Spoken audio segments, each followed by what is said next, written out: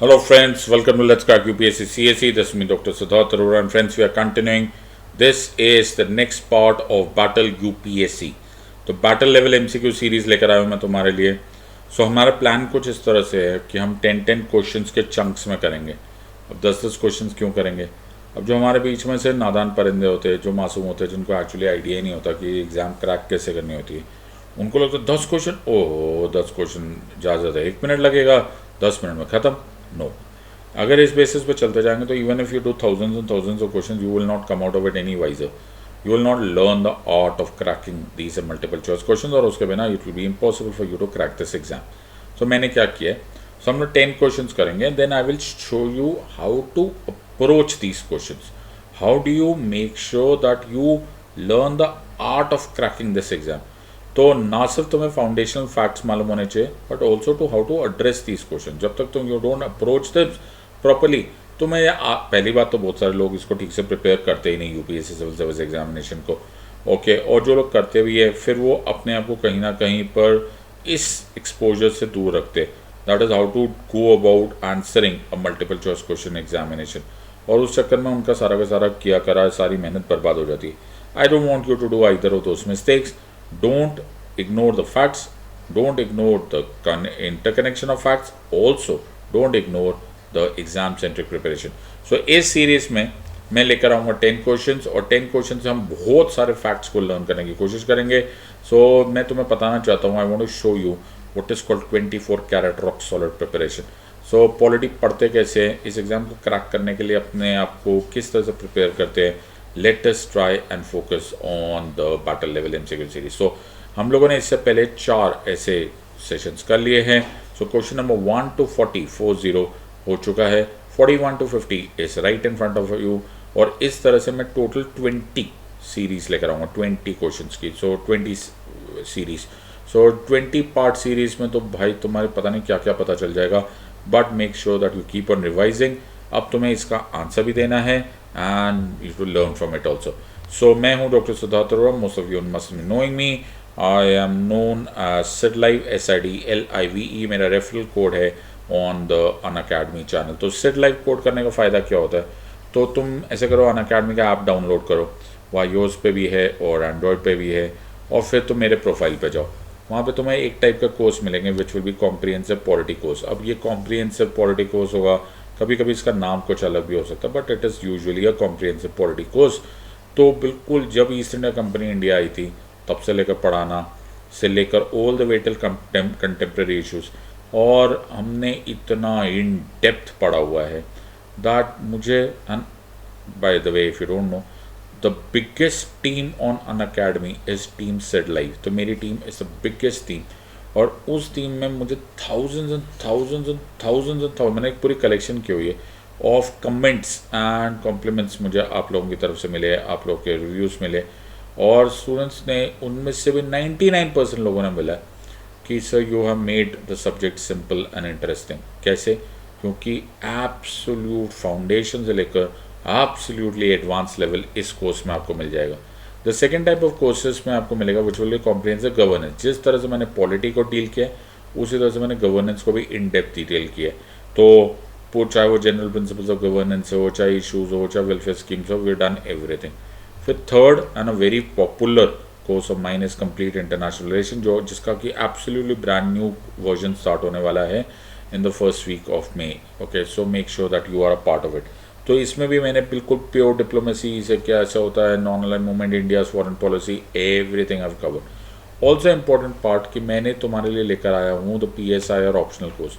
तो जो लोग ने PSIR ऑप्शनल चूज़ किया हुआ है उनके लिए तो लॉटरी लग गई है, बिकॉज हम लोग इसको सेवरल पार्ट्स में डिवाइड करेंगे और we will go into the complete depths of it.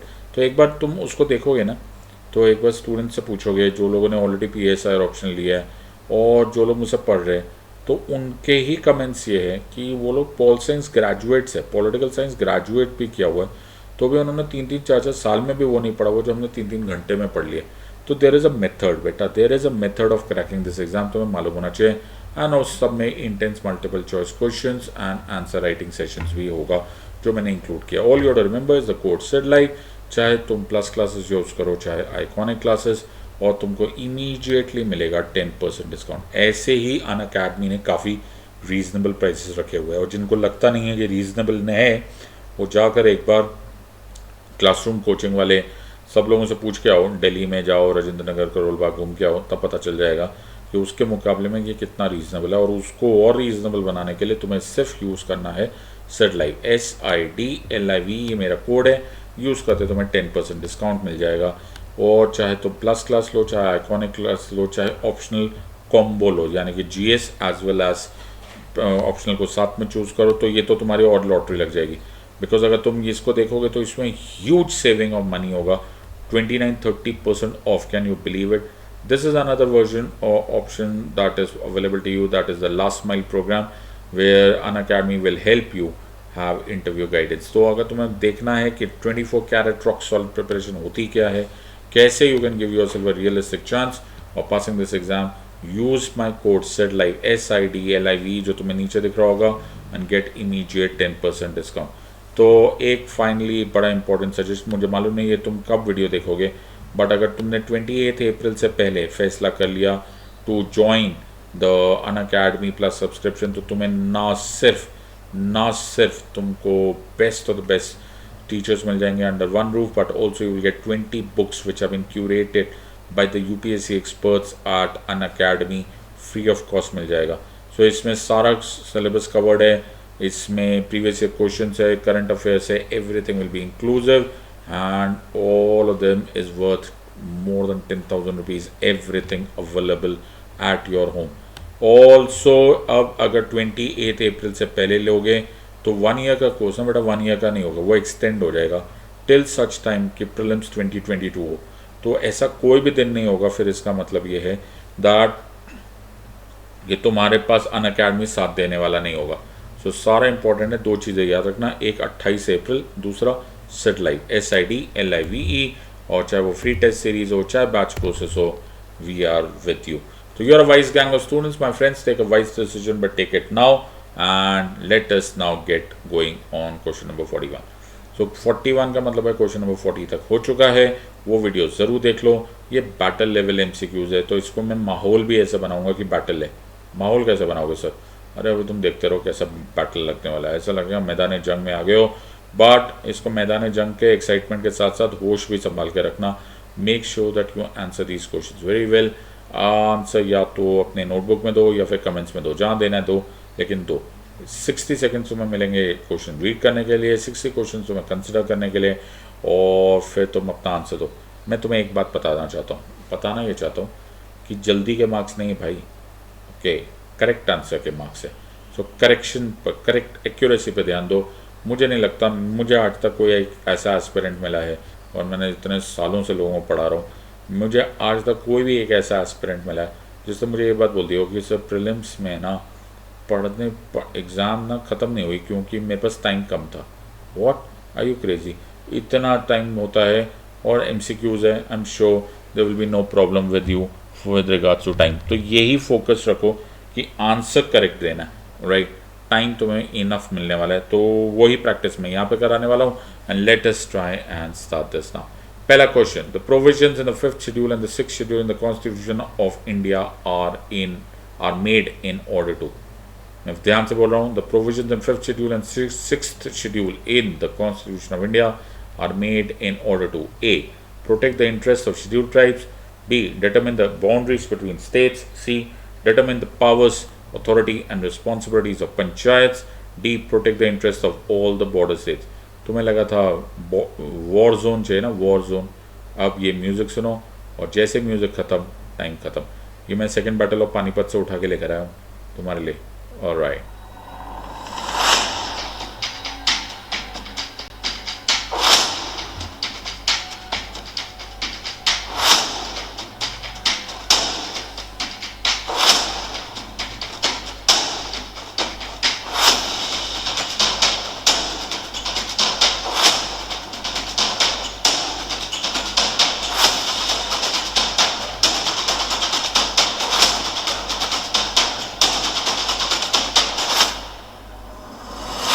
Focus. पहले ऊपर वाली लाइन पढ़ो, फिर ए के साथ ज्वाइन करके देखो समझ में आता है कि नहीं। फिर ऊपर वाली लाइन प्रेमिस पढ़ो, फिर बी के साथ कनेक्ट करके देखो, एक फ्लो में बोलना सीखो।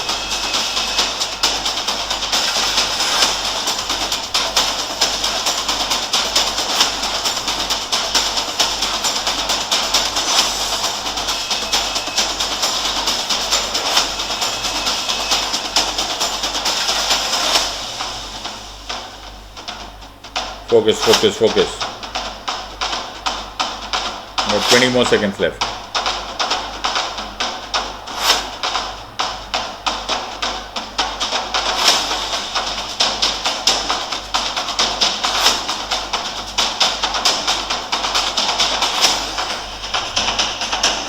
ये बहुत ही कॉमनली आस्क्ड क्वेश्चन है। I am sure you will be able to answer.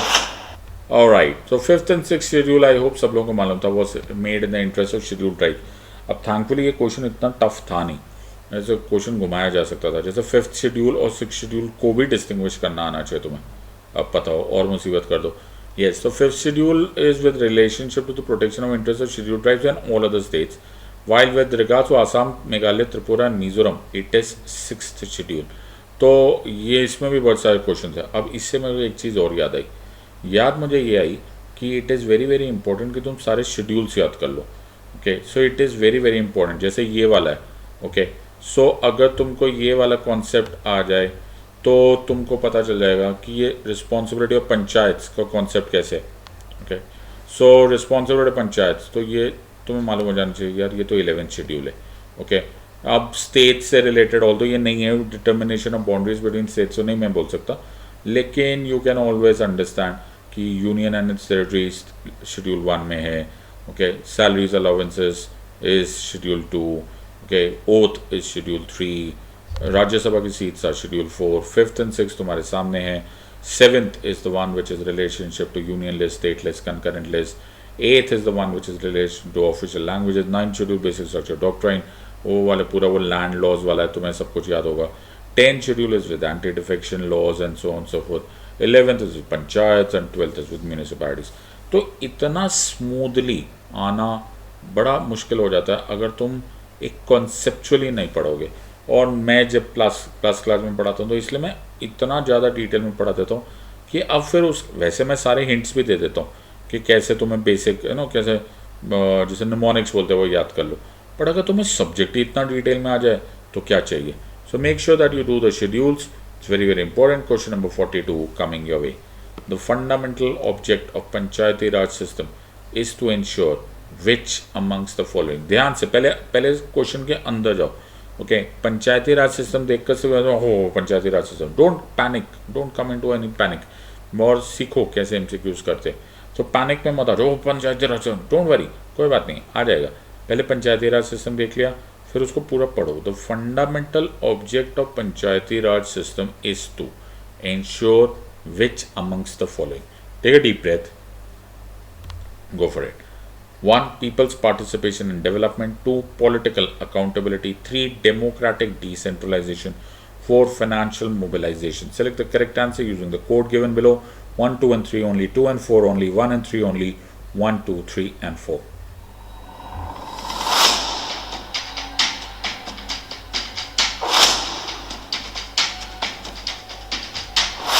Carefully, जल्दबाजी में नहीं आंसर देना।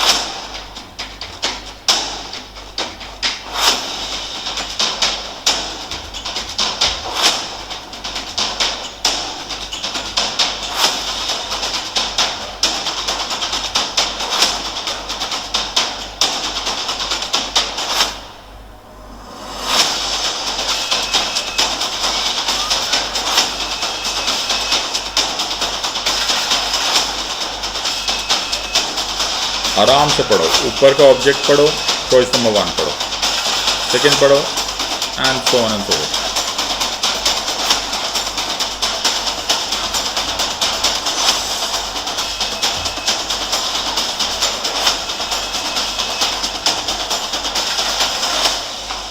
Twenty seconds.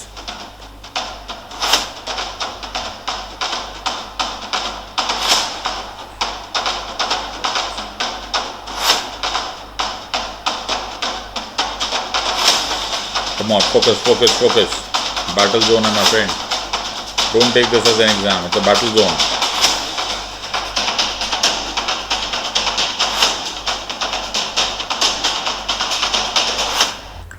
बहुत ही बढ़िया। अब इसका ना एक तरीका था, वैसे तो बहुत सिंपल है, ये answer is of course 1 and 3 only, because ये वर्ड, अब देखो इसमें इसमें you have to know the foundation. अब सबसे इम्पोर्टेंट है ये पंचायती राज सिस्टम जैसे ही आता है ना, तो तुम्हें कुछ याद आना चाहिए। तुम्हें याद आना चाहिए गांधीयन स्वराज मॉडल, यानी कि article 40 Gandhian swaraj model, give power back to the people. तो ये कहीं ना कहीं पार्टिसिपेटरी डेमोक्रेसी की बात हो जाती है, तो ये वाला कॉन्सेप्ट होता है। फिर बलवंत राय मेहता कमेटी की ये बड़ी important report which said that panchayati Raj system is an experiment in democratic decentralisation. Political accountability इसका कोई मतलब नहीं, फाइनेंशियल मोबिलाइजेशन इसका कोई मतलब नहीं। अब यहाँ से मुझे कुछ चीज़ें समझ में आई। अब इसमें क्या समझ में आया कि जब भी क्वेश्चंस आते हैं एमसीक्यूज के, तो उसको इस अप्रोच से किया करो। ए, अच्छा ये हो गया ए, ओके, फिर ये क्या है बी, वाह वाह सर आप कितने महान बातें बता रहे हो। बी के बाद सी, सी के बाद डी और डी के बाद ई। बहुत बढ़िया सर, आपने इतने हमारे ज्ञान चक्षु खोल दिए। ए के बाद बी, बी के बाद सी, सी के बाद डी, डी के बाद ई। ये क्या मतलब हुआ? हाँ बेटा, इसका मतलब क्या है कि ए इज एट्रोशियस। पहले एट्रोशियस हटा दो, एब्सर्ड वाले बिल्कुल हटा दो। ओके, जैसे फाइनेंशियल मोबिलाइजेशन, ओए होए है क्यों होता है, where is financial mobilisation to do anything with panchayati Raj system, इसको हटा दो। ओके, फिर बाकी बच्चे जो है, फिर देखो बी। बी में जैसे मैंने अभी गांधीयन स्वराज मॉडल का कॉन्सेप्ट बोला, ये सबको मालूम है कि Gandhian swaraj model, you know, people, the India lives in its villages, people's participation, Gandhian gram swaraj, gram swaraj. Okay, फिर आ जाता है सी। सी जिसमें तुम्हें कन्फर्म्ड है, जैसे बलवंत राय मेहता कमेटी। अगर तुमने इतना नहीं पढ़ा तो फिर तुमने गलती कर दी है। ओके, और इसलिए मैं तुम लोगों को बोल रहा हूँ, नीचे लिखा हुआ एक नाम देखा हुआ, doctor Siddharth Arora said life, दिख रहा है तुमको? हाँ, तो वो तुम्हें बचा लेगा। सो मेक श्योर कि तुम्हें पता चले कि पॉलिटी पढ़ते कैसे।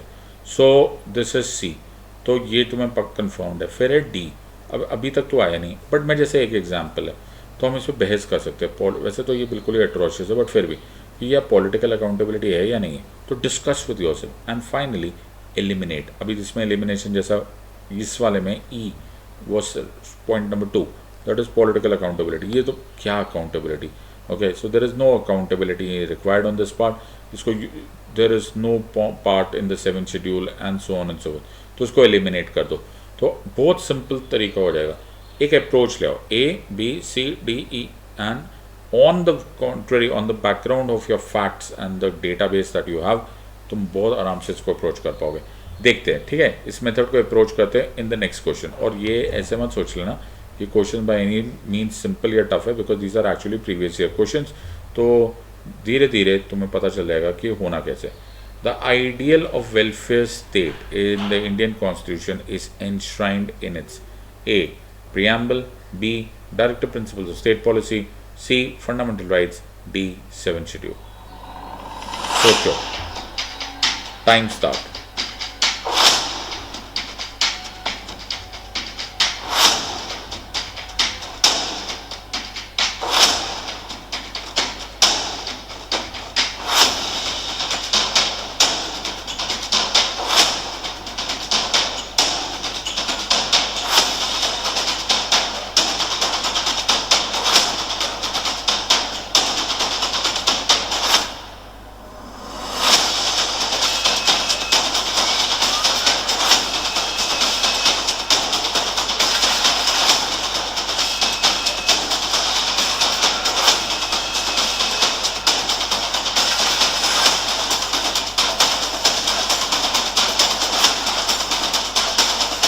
सोचो ऊपर क्या लिखा हुआ है, ये देखो, वेलफेयर स्टेट। नहीं नहीं नहीं, वेलफेयर स्टेट नहीं लिखा हुआ, कोर्ट्स में वेलफेयर स्टेट लिखा हुआ। अरे हाँ, ये तो देखो ना, देखना है ना बेटा, एग्जाम क्रैक करनी है कि नहीं। बैटल है मेरा बच्चे, बैटल, मैदान जंग। म्यूजिक में मत बैठ जाओ, म्यूजिक तुम्हारा जोश बढ़ाने के लिए।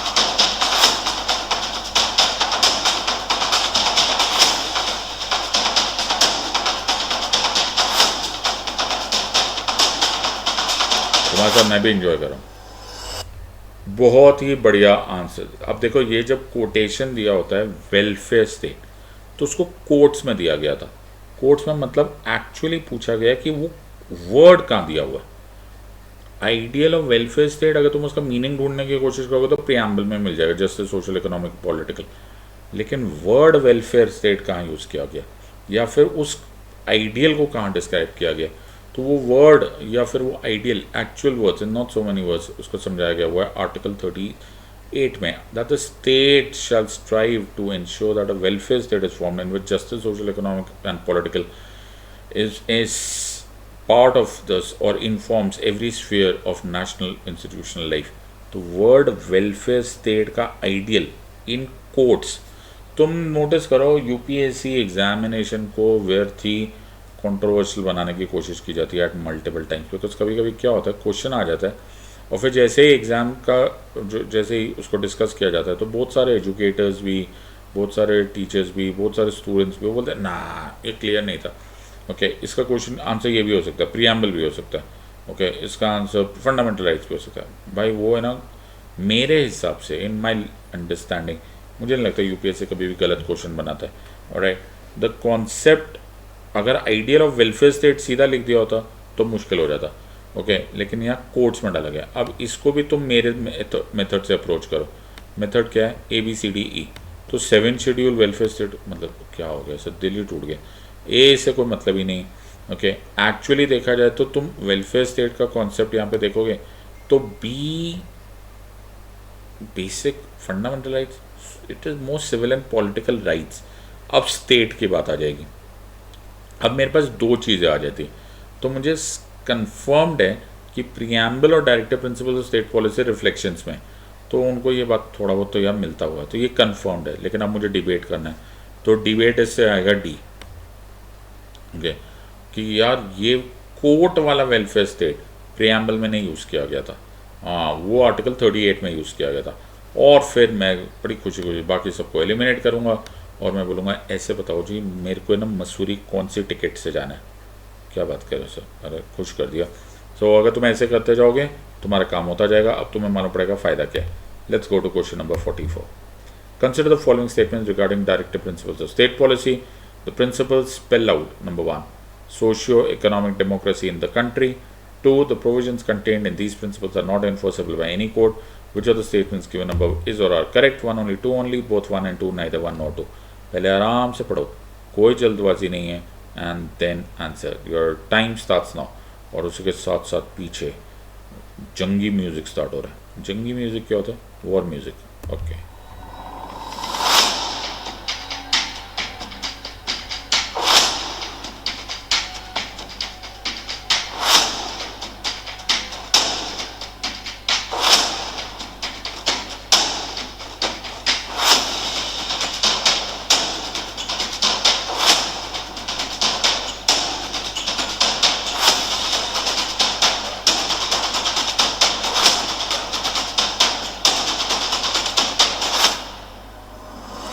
Focus focus. Directive principle of state policy बोलो और नंबर 1 पॉइंट पूरा बोलो, बोल के देखो। फिर directive principle of state policy DPSP बोलो और पॉइंट नंबर 2 बोलो, अलग से पढ़ो, don't read it as a whole.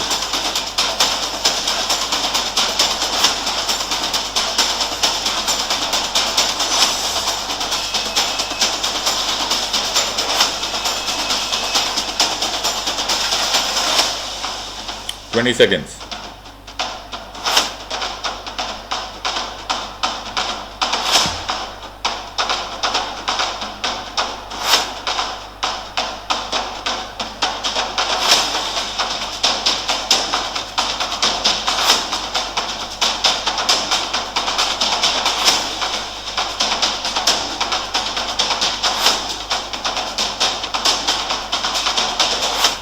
All right. अब देखो एक्चुअली DPSPs के बारे में जब हम डिस्कशन भी करते हैं, जो मैंने क्लासेस में डिस्कशन किया था, तो सिंपल सी बात है कि एक था फंडामेंटल राइट्स, वो था part 3। So these are justiciable rights which are related to civil and political rights. लेकिन directive principles of state policy they are the ones which are related to what is called as socio economic democracy. तो इसमें socio economic rights की बात होती है। Okay so these are socio economic. अब इसी में मैं आर्टिकल 37 पढ़ लेता हूँ। तो आर्टिकल 37 बोलते हैं कि the principles contained in this part of the constitution does not और are not enforceable through any court of law but तो यहाँ पर क्या हो गया, are not enforceable by any court of law but the principles contained herein shall be followed by the government while passing laws. So यहाँ पर ये clearly mentioned है दे आर नॉट जस्टिसेबल, और मैं नहीं बोल रहा हूँ, तुम नहीं बोल रहे हो, सेम कॉन्स्टिट्यूशन में बोल रहे हो। So article 37 very very clear about this part. अगर तुम इसको ABCD फॉर्मूला से करोगे तो बहुत अच्छे से आ जाएगा, बिकॉज एब्सर्ड तो इसमें कुछ है नहीं, बेसिक है। तो मैं तो जब स्टार्ट करता हूँ फंडामेंटल, जैसे मैं पार्ट 4 स्टार्ट करता हूँ तो मैं हमेशा ये बात बोलता हूँ, तो ये सप्रू साहब की बड़ी अच्छी डिस्कशन थी इस बात पे कि पार्ट 3 और पार्ट 4 में क्या डिफरेंस होगा, क्या होगा जस्टिसेबल राइट्स, क्या होगा नॉन जस्टिसेबल राइट्स। सो इस पर बहुत अच्छी डिस्कशन होती है और हमने इसको अपनी प्लस क्लासेस में काफ़ी अच्छे तरह से डिस्कस किया हुआ है। So these are basic things जो तुम्हें ऑटोमेटिकली 100% आना चाहिए। द पॉइंट यहाँ पर जो करने वाली बात है ना कि एक साथ 1 और 2 को मत देखा करो। ओके, पहले ऊपर वाली लाइन देखो और फिर पार्ट 1 देखो, फिर ऊपर वाली लाइन देखो और पार्ट 2 देखो। Let's go to the next one. Try करो ABCD formula, question number 45 coming now. Consider the following statements. 1. The Legislative Council of a state in India can be larger in life than half of the Legislative Assembly of that particular state. 2. The Governor of a state nominates the Chairman of the Legislative Council of that particular state. Which of the statements given above is or are correct? 1 only, 2 only, both 1 and 2, neither 1 nor 2. कोई जल्दबाजी मत करना, focus very hard, एक एक word पे, don't be in a hurry, don't come in a panic state, और फिर देखने की कोशिश करते हैं। वॉर जोन स्टार्ट हो गया, जलगार हो, आपको लगा मैं भड़का रहा हूँ, जोश कर रहा हूँ, जोश, फोकस।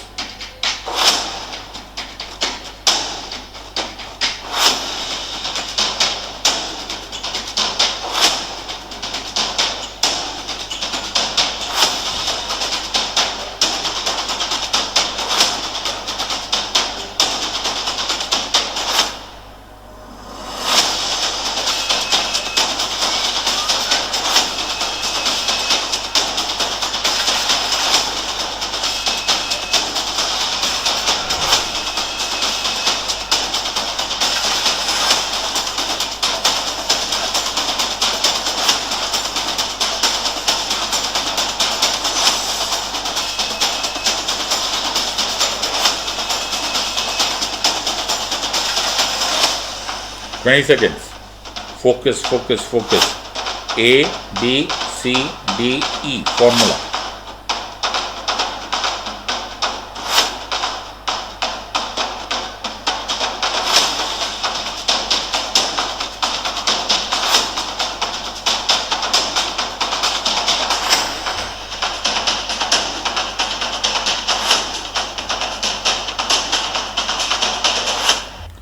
बहुत ही बढ़िया है। एक्चुअली अगर तुम्हें मालूम है तो it is legislative council of state can not be larger in life, in fact it is at maximum 1/3. Okay, so you have to be very clear on this part. Also the governor of a state nominates a chairman of legislative, कैसी बातें करो, कहाँ chairman of the legislative council? How can an executive be dealing with what is called as the context of legislative body? तो ये बिल्कुल ही खत्म हो जाती है कहानी यहाँ पर।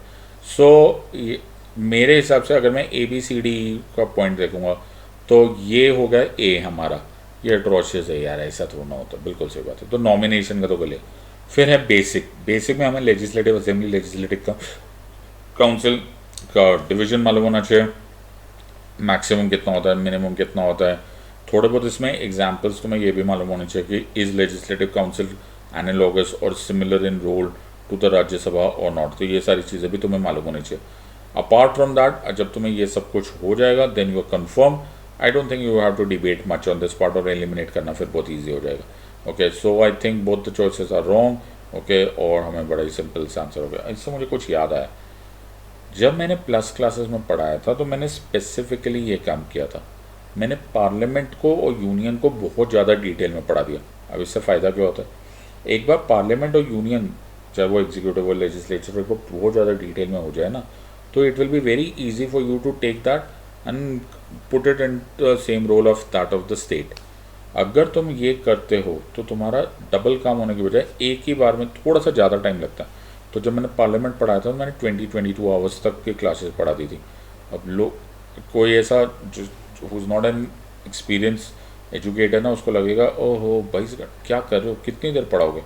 बड़ा उसका फ़ायदा ही होता है कि जब आप स्टेट करने जाते हो ना, तुम्हें इतना ईजी को रिलेशन हो जाता है, you don't get into the trap. Otherwise वो 50% ये 50%, डोंट डू दैट पार्ट। और एक मैंने यूट्यूब पे स्ट्रैटेजी वीडियो बनाया हुआ है, उसमें मैंने स्पेसिफिकली बताया जब लेजिस्लेचर पढ़ना स्टार्ट करो तो सारे लेजिस्लेचर साथ में करो, एग्जीक्यूटिव पढ़ना स्टार्ट करो तो सारे एग्जीक्यूटिव साथ में करो, तो इससे बड़ा फ़ायदा होगा। अदरवाइज मेरा काम है तुम्हें समझाना, ओके। और अगर तुम्हें अभी भी ये लग रहा है कि तुम खुद नहीं कर पा रहे हो, डोंट वरी, वो नीचे लिखा हुआ है डॉक्टर सिद्धार्थ रोसेडलाई, ओके। तो जैसे मैंने हज़ारों स्टूडेंट्स को पढ़ाया, I be very very happy to teach you also. Question number 46 coming your way. There is a parliamentary system of government in India because the, oh क्या अच्छा अप्रोच है, एग्जामिनर भी सही अप्रोच में था। There is a parliamentary system of government in India because the, alright, Lok Sabha, A is Lok Sabha is elected directly by the people. B, Parliament can amend the constitution. C, Rajya Sabha cannot be dissolved. Council of Ministers is responsible to the Lok Sabha. So let us start.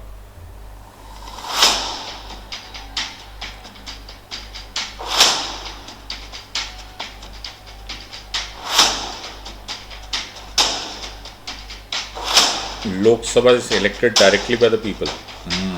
Parliament can amend the constitution. पहले देखो ABCDE में क्या fall कर रहा है, atrocious हटाओ, basic पे देखो, बेसिक को कंफर्म करो, जहाँ सिर्फ ज़रूरत है वहीं डिस्कशन करो और बाकी एलिमिनेट करो।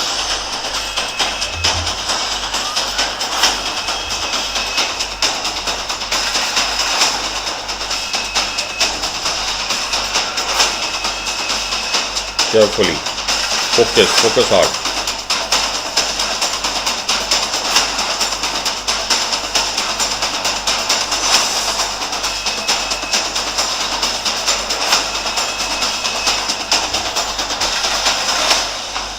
ट्वेंटी सेकेंड्स, एक एक लाइन पढ़ो माय फ्रेंड्स, ऐसे जल्दबाजी में मत करो। हर क्वेश्चन में बहुत डेप्थ होता है, ये प्रीवियस ईयर क्वेश्चन है, specially these, but you must be really really focusing.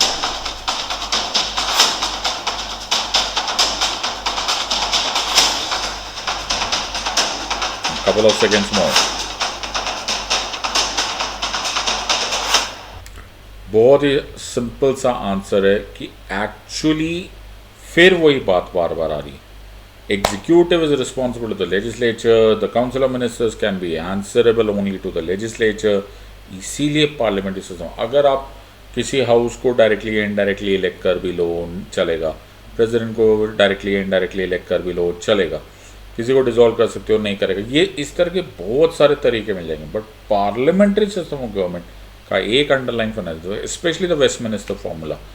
सो इसीलिए मैं पार्लियामेंट के लिए बात पर बोलता हूँ। चाहे आप, अब बहुत सारे लोगों को लगता है कि सर कॉन्स्टिट्यूशन सारे आर्टिकल्स पढ़ने कि नहीं पढ़ने, याद करने की नहीं करने, कोई ज़रूरत नहीं, मैं तुम्हें करवा दूंगा। करते करते करते करते पढ़ते पढ़ते पढ़ते पढ़ते you will understand all the articles, because जो एक्चुअली कॉन्स्टिट्यूशन में लिखा है वही पॉलिटी है, जो पॉलिटी में है वो एक्चुअली कॉन्स्टिट्यूशन हमें कंफर्म करना होता है, बट अलग से नहीं रटना पड़ता।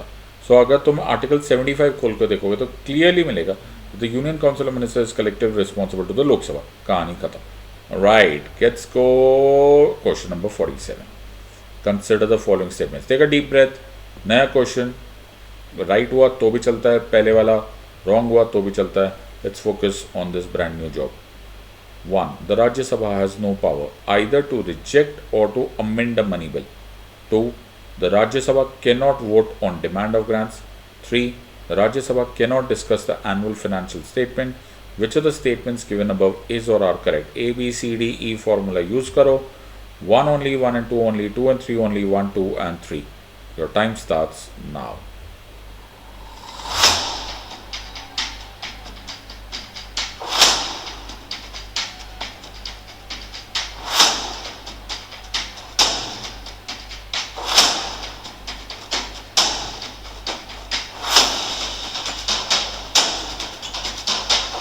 फोकस, एक पूरी लाइन देखो और उसको देखो, फर्स्ट पॉइंट ABCD में फॉलो कर रहा है, सेकेंड लाइन ABCD में फॉलो कर रहा है और फाइनली ABCD में फॉलो कर रहा है.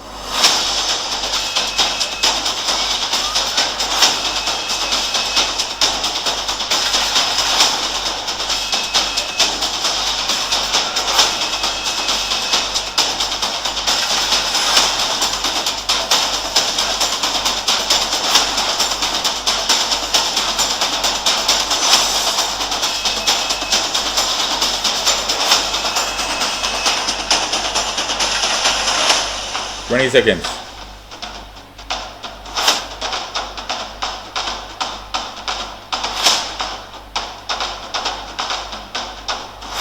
Focus, focus. जोश आए रखो my friends. जोश आए.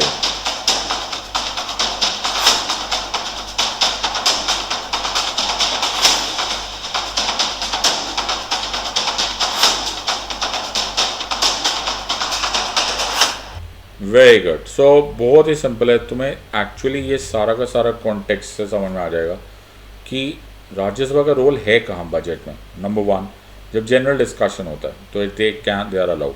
Number two, DRSCs, okay, the department related parliamentary standing committees, उसमें राज्यसभा का रोल होता है. So these are two parts where Rajya Sabha has a role in this part. So introduction भी वहाँ पर होगा, जनरल डिस्कशन भी होगा, as well as the DRSC में उनका रोल होगा. Of course they cannot have any role in the voting for demand of grants. यहाँ पर प्रेरोगेटिव आ जाता है लोकसभा का एंड ऑटोमेटिकली कि राज्यसभा को उसको पास करना होता है. और जब राज्यसभा उसको पास करेगा तो राज्यसभा उसको या तो अमेंडमेंट्स के साथ पास करेगा या फिर प्रपोजिशंस देगा to the Lok Sabha. But please remember the Lok Sabha has given the Rajya Sabha the bill after passing it. Now Rajya Sabha has only 14 days either to pass it or to suggest amendments, but in either of these conditions, किसी भी condition में it is not binding on the लोक सभा. So ये बड़ा ही important part है. और इससे फिर मुझे कुछ और याद आ गया. क्या याद आ गया? याद मुझे ये आ गया कि बजट एक ऐसा टॉपिक है जो कि परपेचुअल करंट अफेयर है. अब ये परपेचुअल करंट अफेयर क्या होता है? हर साल आता है ना. Okay, so make sure that you know budgetary provisions in and out, constitution के अनुसार, as well as with regards to the relationship between Lok Sabha and Rajya Sabha, with regards to veto, article 111 and name it and so on so on. Money bills, Aadhaar is a money bill or not, speaker का role, do it in and out. Budget एक पूरा दिन निकाल लो और budget पढ़ना start कर दो.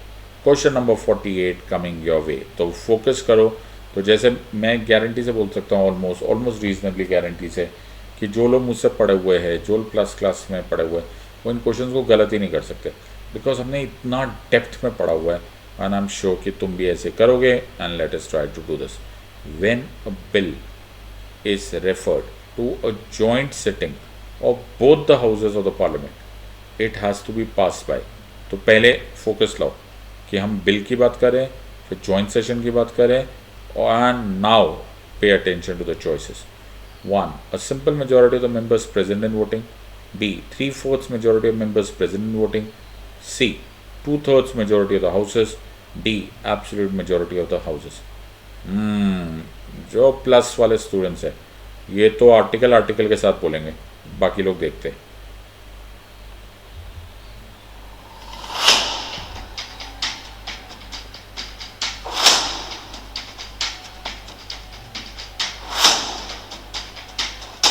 Focus.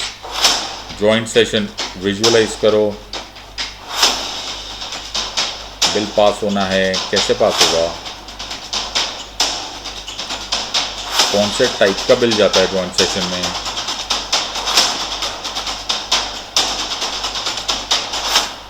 Focus. Focus.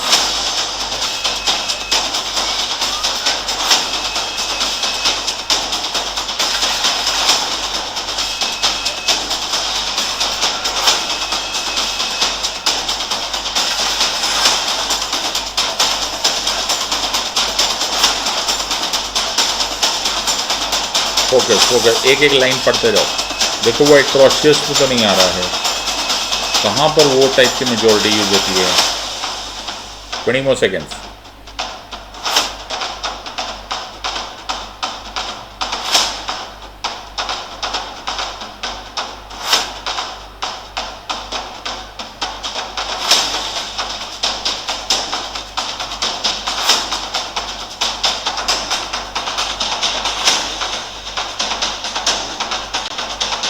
कौन सा बिल होता है? और बहुत ही सिंपल है, इस क्वेश्चन को एक्चुअली एक ही तरीके से भी आंसर दिया जा सकता था.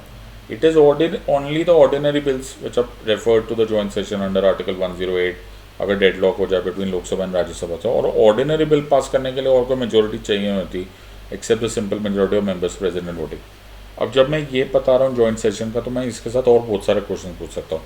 कौन प्रिसाइडिंग ऑफिसर होगा, कौन से बिल्स हो गए, is it against the spirit of federalism, is it against Rajya Sabha, और फिर अगर हिस्टोरिकली स्पीकिंग तो कब कब हुआ और कब कब नहीं हुआ. तो ये वाली सारी चीज़ें भी तुम्हें मालूम होनी चाहिए. सो आइदर वे, चाहे तुम इस तरह से देखो चाहे उस तरह से. अब ये 3/4 majority of present in voting, ये क्या होता है? मतलब ये क्या कैटेगरी में आ गया? ये वो ए कैटेगरी में आ गया. 2/3 मेजोरिटी ऑफ द हाउसेज, तुम्हें मालूम है 2/3 मेजोरिटी ऑफ द हाउसेज पहली बार तो ऐसे होता भी नहीं है कि आपको दोनों हाउसेस में चाहिए होता है, क्योंकि उसमें present in voting plus absolute majority होता है. और डी फिर से एक वो वाला सिचुएशन है कि एब्सोल्यूट मेजोरिटी आमतौर पे अलग से कभी भी नहीं यूज़ किया जाता. तो इससे मुझे एक और चीज़ याद आ गई. पता हो सर आपको एक चीज़ से दूसरी चीज़ याद आ रही है. बेटा पॉलिटी तो ऐसे ही पढ़ते लोग, पता नहीं कैसे पढ़ते और कैसे पढ़ाते. ओके, बट इसीलिए I have created champions. Connection आना चाहिए एक टॉपिक से दूसरा टॉपिक, कनेक्ट इस तरह से होना चाहिए कि तुम्हें एक MCQ आए और तुम्हें 10 फैक्ट्स जमा हो जाए. Let's see this. Question number 49 coming your way. Consider the following statements. 1. The executive power of the union is vested in the Prime Minister. 2. The Prime Minister is the ex officio chairman of the Civil Services Board. Which of the statements given above is or are correct? आराम से एक एक line को पकड़ो, executive power को अलग करो और प्राइम मिनिस्टर को. Prime minister, ex officio chairman, civil service board. तो इसमें 3 फैक्ट्स हैं. फिर उसके बाद का ग्रामर चेक करेंगे. 1 only, 2 only, both 1 and 2, neither 1 nor 2. तुम्हारा समय स्टार्ट होता है अब.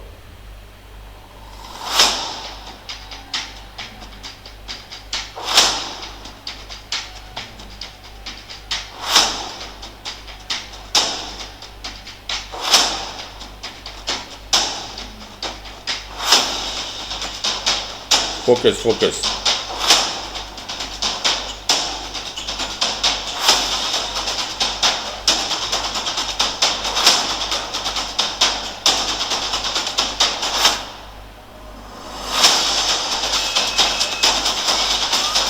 पूरी लाइन पढ़ो, पूरी लाइन. उसको देखो वो ABCD कैटेगरी में कहाँ फॉल करता है.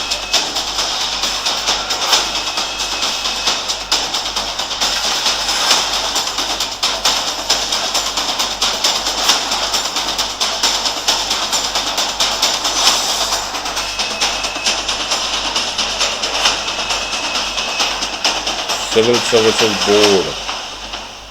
20 more seconds.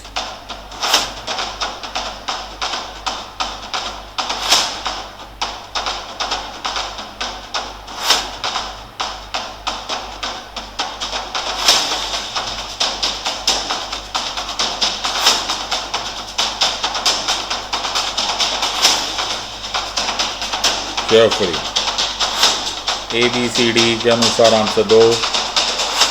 ऑलराइट, मेरे ख्याल से सबको पहले वाला पॉइंट तो इजीली पकड़ लिया होगा. Executive power of the union of India is not vested in the prime minister but in the president. तो बड़ा क्लियरली मेंशन है आर्टिकल 53 ऑफ द कॉन्स्टिट्यूशन में. And the prime minister is not the ex officio chairperson of the civil service board, it is the cabinet secretary. तो ओहो, इतना simple हो जाता. Okay, अगर तुम्हें बेसिक फैक्ट्स भी मालूम होते. इसीलिए जब मैं पढ़ाता हूँ तो इसलिए मैं जानबूझ के एक ही चीज़ कभी कभी बार बार रटवाता हूँ ताकि इट गोज इनटू इट. तुम्हारी गलती नहीं बच्चे, सब लोग पॉल साइंस ग्रेजुएट्स नहीं, सब लोग लॉयर्स नहीं हैं, और बहुत सालों से हम लोग को किसी ने पढ़ाया नहीं होता पॉलिटी, और स्कूल में जो पढ़ाया होता वो तो फिर मैं ना ही बोलूँ तो ज़्यादा अच्छा. सो it is very very important कि तुम कुछ फैक्ट्स को बहुत अच्छी तरह से जमा करो. इन डेप्थ पढ़ाई किए बिना तुम इस एग्ज़ाम को क्रैक नहीं कर सकते. और मैं फिर बार बार बोलूँगा, चाहे the cost of repetition even if you don't like it, okay, मैं फिर भी बोलूँगा it is very very difficult for you to manage this exam on your own. अगर तुम्हें चाहिए, we are there for you and will be very happy to be a part of your success journey. With reference to the union government, consider the following statement. ये है last question of the day. फिर उसके बाद back to back 51st question to 60th question का trend start हो जाएगा. Don't miss that part. Number 1. The Department of Revenue is responsible for preparation of the union budget that is presented to the Parliament. No amount can be withdrawn from the Consolidated Fund of India without the authorization from the Parliament of India. All the disbursements made from public account also need authorization from the Parliament of India. Which of the statements given above is or are correct? 1 and 2 only, 2 and 3 only, 2 only, या फिर 1, 2 and 3. Your time starts now. ध्यान से एक एक word पढ़ो, A, B, C, D, E को follow करने दो.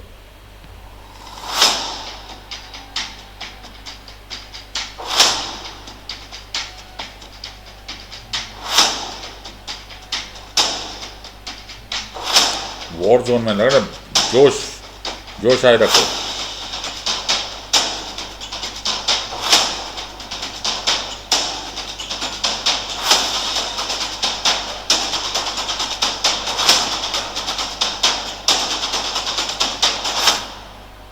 Focus focus focus. पहले वाली लाइन देखो, उसमें देखो ABCD में आता है कहीं. सेकंड को अलग अलग करो,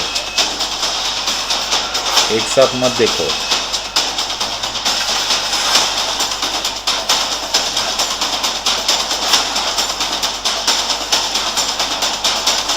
Come on.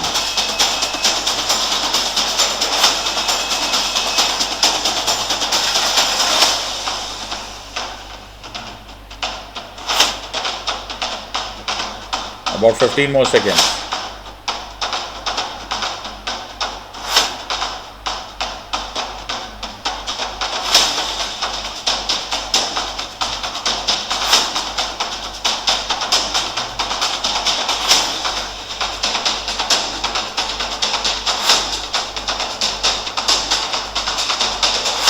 ऑलराइट, बहुत ही सिंपल था. आई थिंक इतना इजीली ये ABCD से आ जाता था, बिकॉज डिपार्टमेंट ऑफ एक्सपेंडिचर है फर्स्ट, और फिर उसके बाद ये तो pure line, no amounts can B.